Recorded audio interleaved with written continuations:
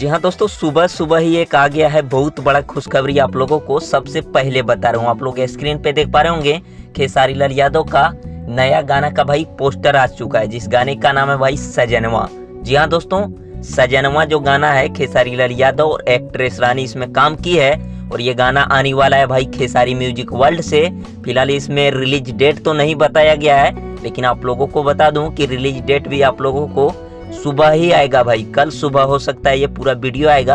अचानक से आप देखें भाई सुबह सुबह ही पोस्टर आ चुका था, तो आप लोगों को अपडेट बता दिया। आप तो जितने भी खेसारी लाल यादव के फैंस नए गाने का इंतजार कर रहे थे, तो आप लोगों का भाई दूर होने वाला है। फाइनली गाना भाई हो सकता है कि कल सुबह भाई फुल गाना रिलीज हो जाएगा। आज पोस्टर आया तो भाई कल गाना रिलीज हो जाएगा खेसारी म्यूजिक वर्ल्ड से। तो तबाही मचाने के लिए तैयार रहिएगा। और भाई वीडियो अच्छा लगा हो तो लाइक कर दिए, हमारे चैनल पे नए हैं तो कर लीजिएगा सब्सक्राइब। हर एक अपडेट खेसारी लाल यादव का सबसे पहले मिलेगा। थैंक्स फॉर वॉचिंग भाई, लव यू ऑल। मिलते हैं नेक्स्ट वीडियो में।